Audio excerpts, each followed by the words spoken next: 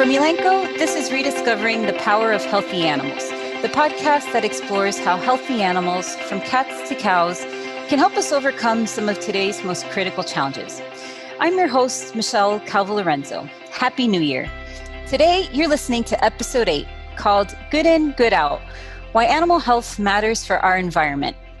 If you tuned into our last episode, you heard us discuss the various protein options on the market and what that means for your health.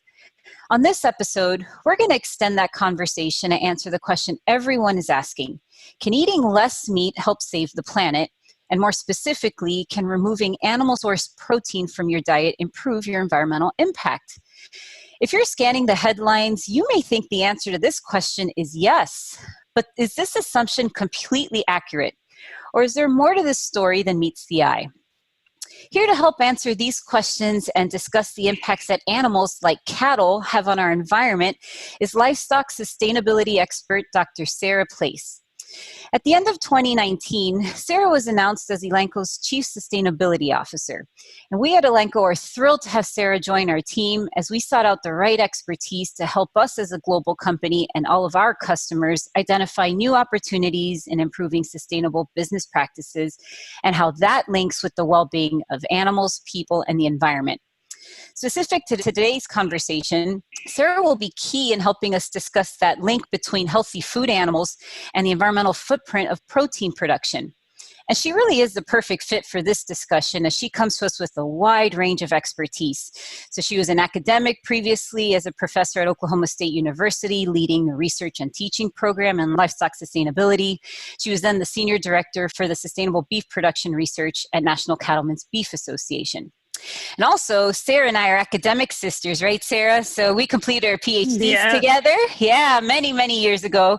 And we've actually remained lifelong friends since then. So professionally, it's a joy for me to have her on the podcast so that all of our listeners can hear Sarah, get to meet her, especially because I've watched Sarah really do a really nice job of not only empowering our livestock producers, contributing to the scientific literature, and inspiring the public to break down all this complicated science and facts that everyone sees out there.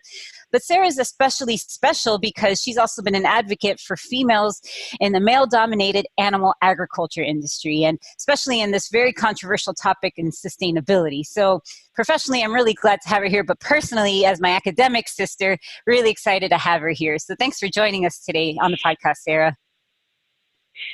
Thank you, Michelle, and I appreciate you setting the bar really low. That was quite an introduction. Yeah. I promised that I wouldn't embarrass you too much, but I'll try not to do that anymore. So thanks for joining us today, Sarah. We're really glad to have you on the podcast. But before we get into the heart of the topic today, can you tell us a little bit more about your role at Elanco?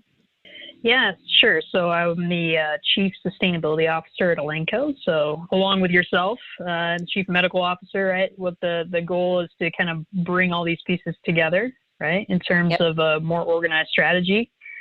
That's going to be everything from looking at how do we create more value in the space, and also how do we help customers put those pieces together a lot better than has been done in the past.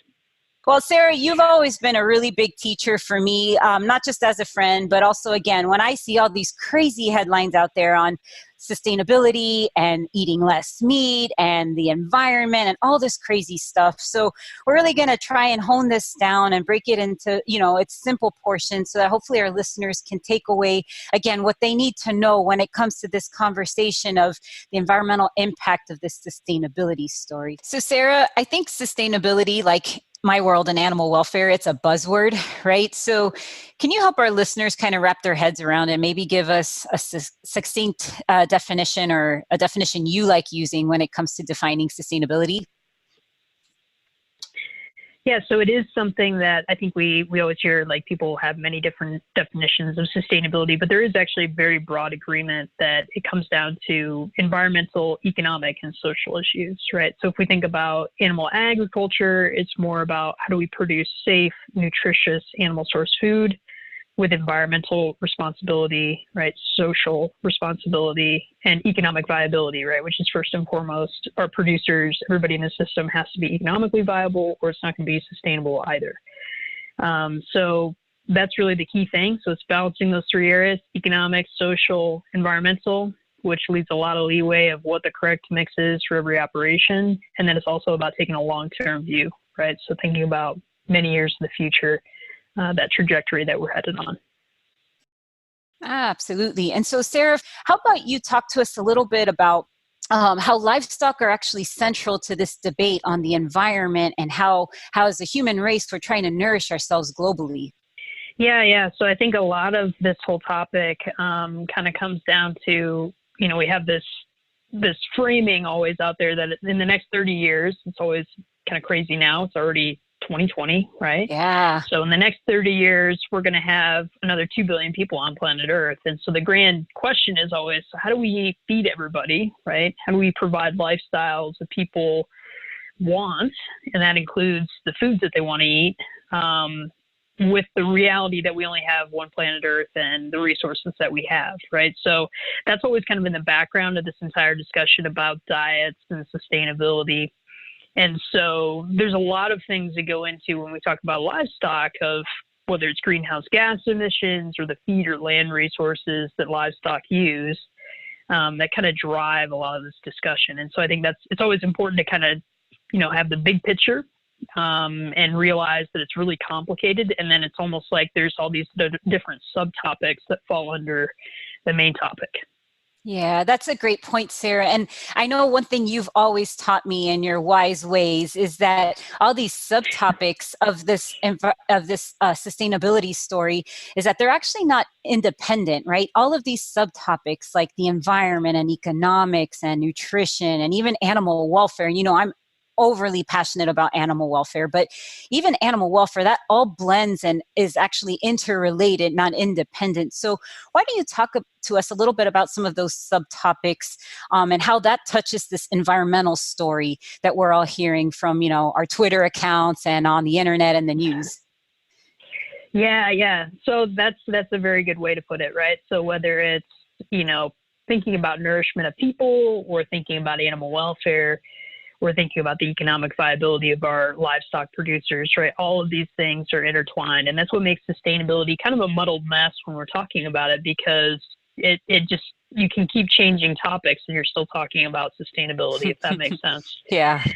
So, if we were to just hone in on, what you mentioned about animal welfare, I think that's a nice little story of thinking about how these things are complicated and how it all ties together, right? So, whether it's framing animal welfare as just like physical functioning of the animal and actual, health of the animal, right? How is that related back to environmental impacts? And we can kind of think about it as, if we think about cattle as an example, right? And animals being, if they have a health issue, they're probably not going to consume as much feed. They're not going to gain as much body weight, right? And why is that important to environmental impacts? Is that really key drivers when we think about total environmental impacts or per unit of beef impacts are, how efficient are these animals at converting feed into beef ultimately that we consume? And so that's one of those kind of like win-win situations, if you will, if we know if we can provide a better environment for those cattle, provide better health outcomes for cattle, for any livestock, that we're probably improving the conversion of feed resources into human food, right?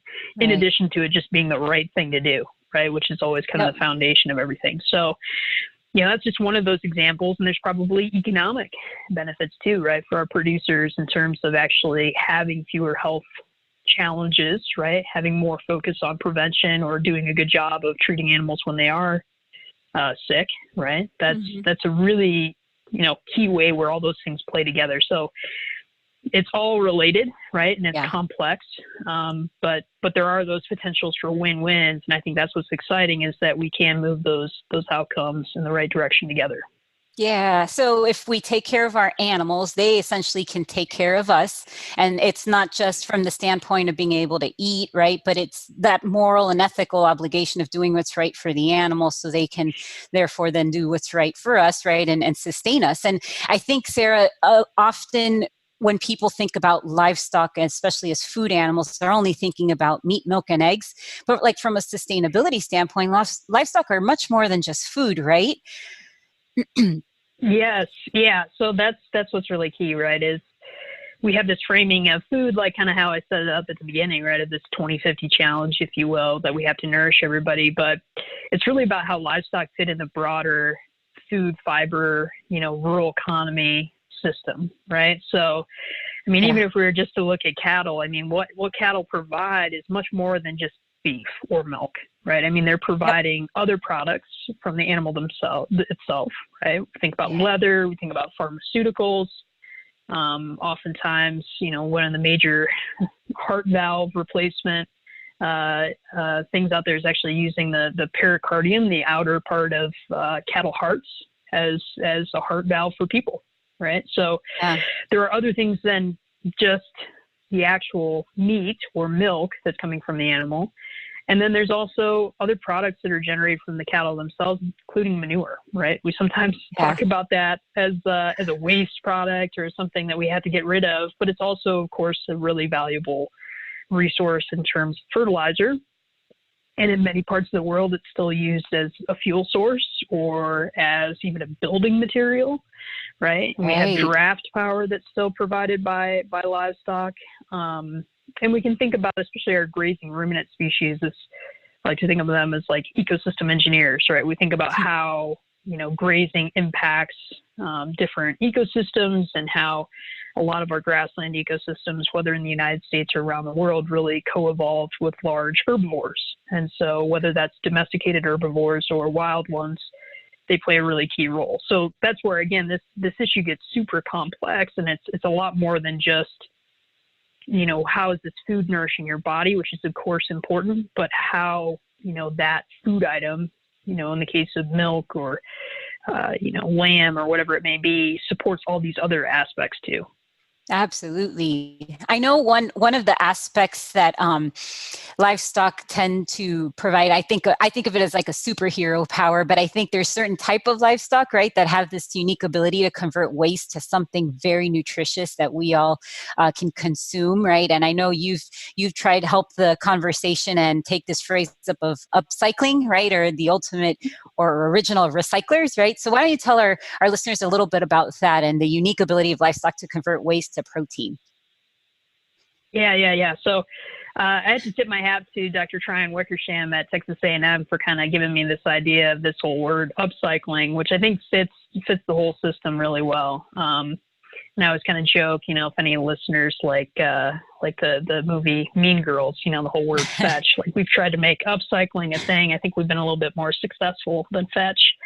But But essentially, we've all heard of recycling, right? Which is taking something, making something of equivalent value. Upcycling is taking something that's of little or no value and making a higher value product for people. So, and when we frame it that way, we think about what livestock do, and especially ruminant livestock. So our cattle, our sheep, our goats.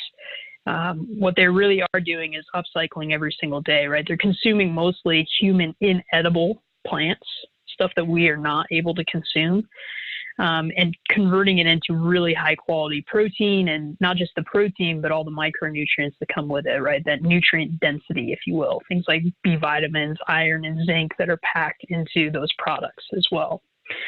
So that's really what upcycling is, kind of taking something and converting it again to a higher quality product, right? That upgrading piece of the whole process.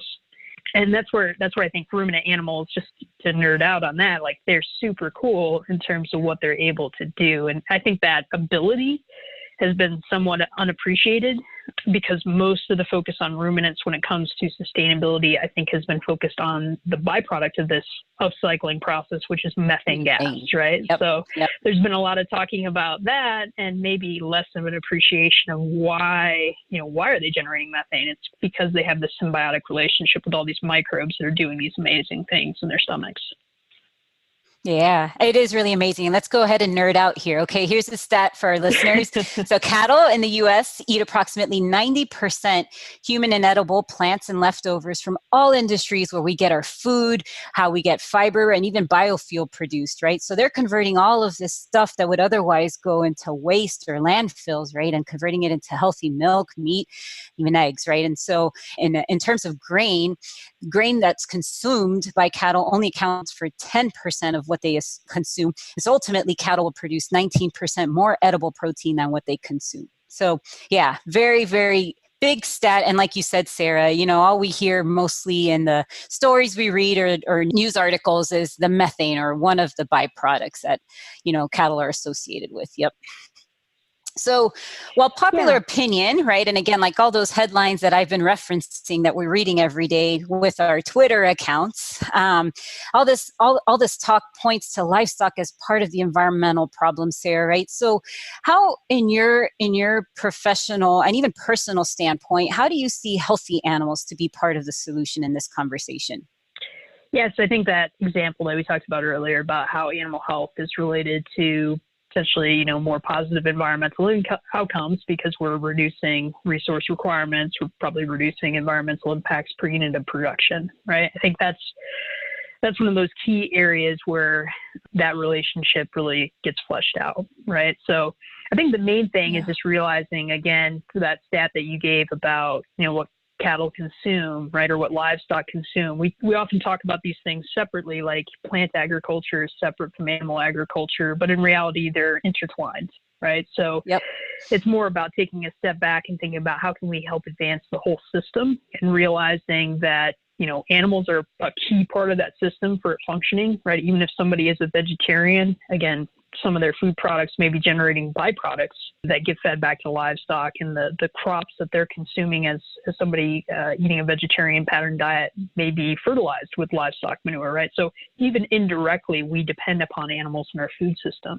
So from a healthy animal standpoint, I think that's just where it's like, hey, it's like, again, it's first and foremost do the right thing by the animal, but then the co-benefits of that are reducing the amount of resources that it takes to actually produce human food.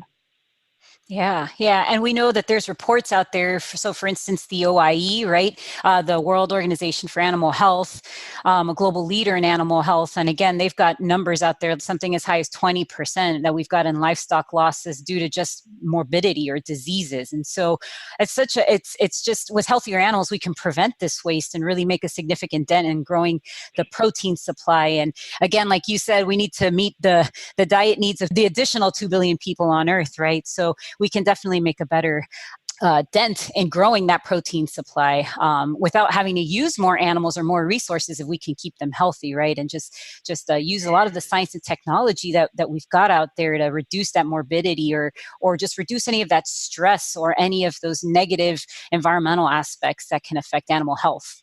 Yeah, and it's important, I think, to note is like there's lots of different production systems that are going to get us there, right? So it's grazing, extensive systems, more intensive systems. All of those things are going to be a part of the mix in the future, and all of those systems can have lots of benefits and also can have animal health challenges, right? So it's not just a U.S.-centric view or just I think sometimes when we talk about this issue, it's people are only considering, so-called more intensive systems, but those extensive systems matter too. And by extensive, I mean just like more grazing-based, right, more rangeland type systems that are very important in the United States and all around the world. Can we create a sustainable planet or environment without any animals?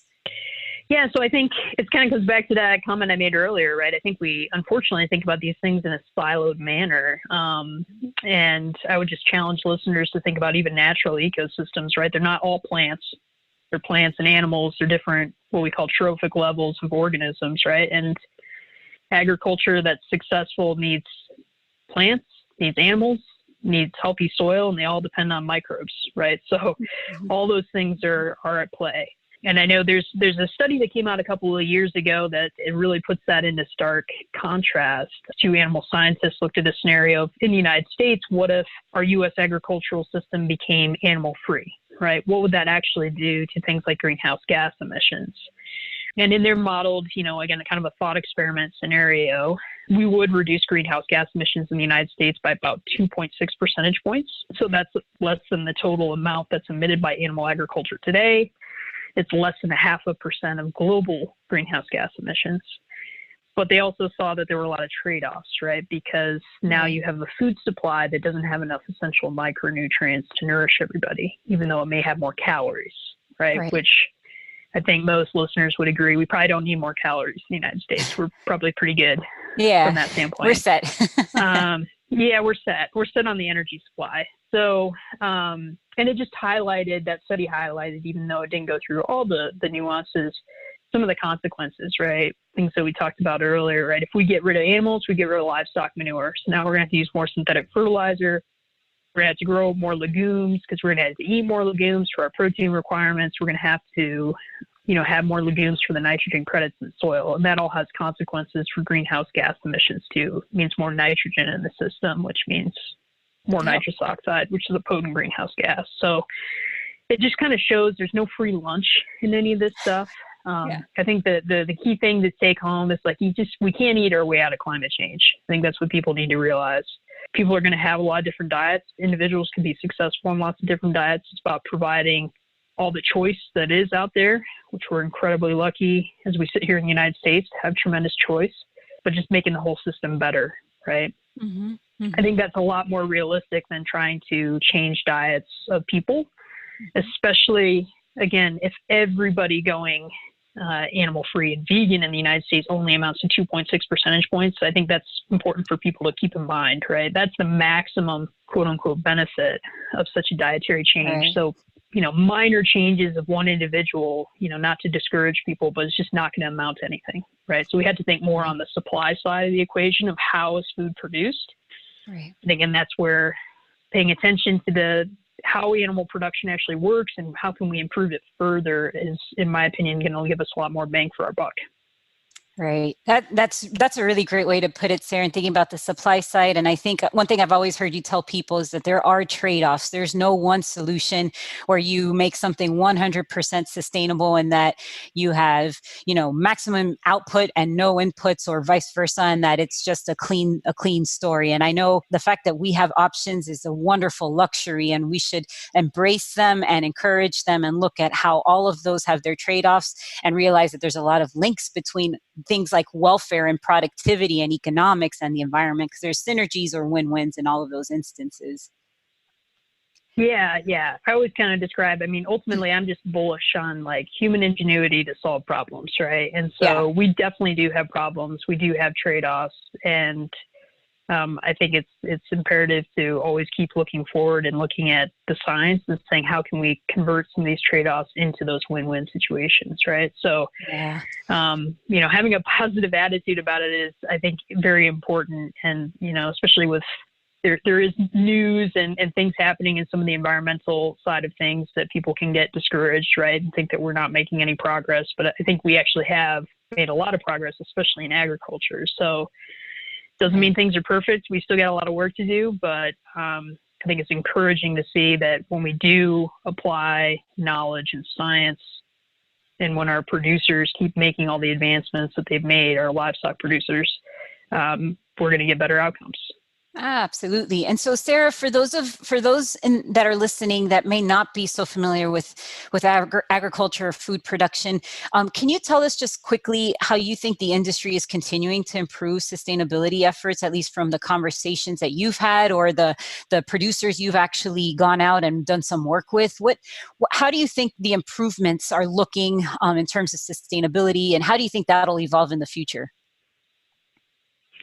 Yeah, so I think there's a lot of things happening, a lot of good things happening. So I think there's more technology available today in terms of better understanding, animals themselves as individuals. That's going to really be more of a game changer going forward. So whether that's having more individual animal monitoring on, from feed yards to, I think the industry we've seen a lot of that in is the dairy industry, right? Getting a lot of animal activity information, health information on individual animals. And I see that as transformational in terms of us doing a better job of, diagnosing things and preventing health and welfare challenges, right? solving things before they get bad. And I think that'll be a game changer because a lot of our livestock species, right, they're prey animals, and they don't like to show us when they're sick, right? That's right.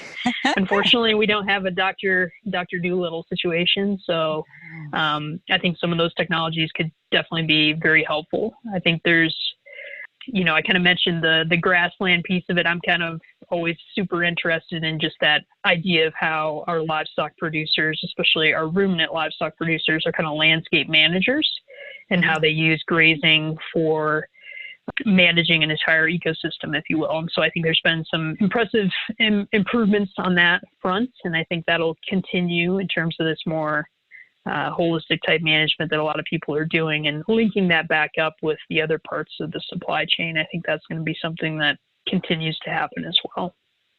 Great. So we may have covered this already, but maybe it's important to hit it again. From the conversations that you've had, and I know you've had tons of conversations all over the world on, again, sustainability and livestock production. What do you think is the most common misconception of livestock production, and why? Oh boy. So usually, of course, most of what I've been dealing with over the past several years has been beef. So I'll take kind of more of a beef angle on this. And I think a lot of the misconceptions come down to people not understanding how cattle are actually raised in the United States and around the world. And some of the things that we've already talked about are what cattle actually eat, or what livestock eat in general, right? So, and how they're raised, I think that's important to highlight is, beef production all around the world is what we would call like forage based, right? Most of what cattle are eating everywhere is grass, even in the U.S. We have this imagery in our minds, I think, a lot of us in the United States, because of what we, talk about grain finished beef and corn fed beef.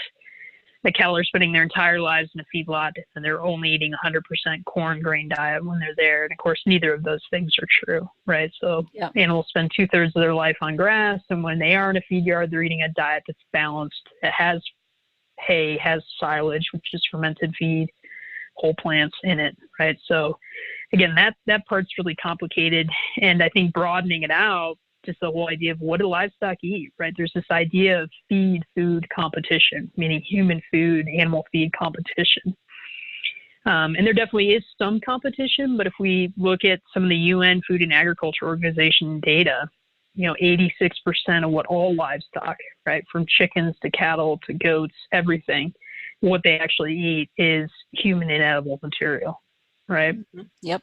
So it's stuff that's not in competition with human food. I think we're forgetting some of those basic realities that, like, that's why we have these animals, is to, again, convert stuff that we're not going to consume, even grains that sometimes don't meet specs for human consumption, right? Or food waste that doesn't meet specs, leftover vegetables,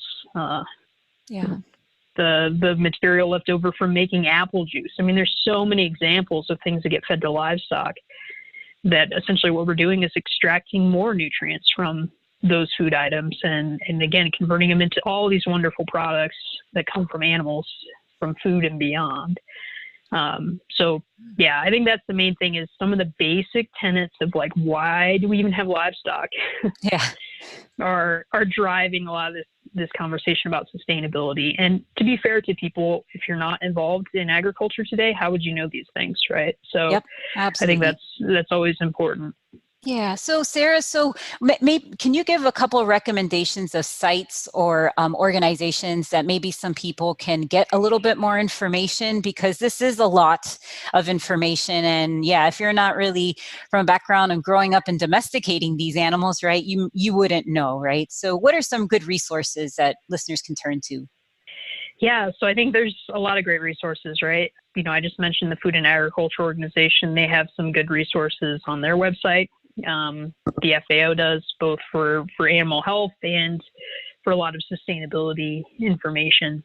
For beef specifically, I'll put in a plug for beefresearch.org, just because that's where I've put a lot of the information that I've worked on over the last few years on that website. And that kind of allows you to break down some of these complex topics into more digestible versions, if you will. So there's a lot of great information there. We have a lot of academics that are active in this space on social media and other places. whether it's at UC Davis, we think about Dr. Frank Milliner or Dr. Ermias Kabrab or Dr. Allison Van Eeneman. All three have done a good job of writing blogs and putting information out there that people can kind of dig a little deeper into some of these topics. Yeah, that's really great. And I know I'm biased here, but I'll have to put your plug in again at the beef.org site, because I know I've read a lot of those fact sheets that you've developed, and there's some really nice infographics that you've created and cartoons and that sort of thing. And that's been really helpful. And I know I've shared that with a lot of folks not involved in agriculture. So yeah, if you're looking for some easy to digest information, please visit all of those sites or visit all of those resources or experts, as Sarah mentioned. I do have one more question for you, because I also think that maybe some listeners, maybe they're not per se in agriculture thinking about food, but maybe they're actually thinking about sustainability as a career choice, or it's an area that they would like to learn more about and see themselves actually participate, whether it's from a scientific perspective or a teaching or whatever. So for an important topic like sustainability, what advice would you offer anyone that's interested in studying this area? Or how would you like to encourage those that may be a minority, like a female or other types, other folks that didn't grow up in agriculture or in that industry? How would you encourage or offer advice to those folks? Yeah, so that's a really good question. So, I think part of it is just starting with what are you interested in, right? In terms of that broad area, whether it's agriculture or sustainability or the combination of the two. And part of it is finding good people to have as your mentors, or if you're, I know for myself, I was with my brother and I, we were first generation college students. So I remember having a lot of stupid questions to ask when we were applying for college, of like, didn't even understand what's the difference between undergraduate and graduate. I don't know what I'm supposed to do. So part of it is just hopefully finding those people that are going to be supportive of you. And especially if you are somebody who is from an underrepresented group in agriculture, because I know it can be really tough, right? It is kind of in some cases it can be exclusionary or feel that way, right? And so that's important to have a support group as you're moving through those steps. So I think that would be important. And honestly, some of those people that we just talked about checking out in terms of for more information are also good people to learn from more, like, well, what does interest me about this topic of science, right? What do I want to focus more in on? And that can be helpful in that whole process too. Great. All right, Sarah. So before we wrap, I'd like to ask you fast 5 questions, which are 5 questions that'll help us to get to know you better, and they won't embarrass you, I promise. So I'm going to ask you these 5 questions. Just tell me what's the first response off the top of your head, and hopefully our listeners can get to know you a little better. Okay?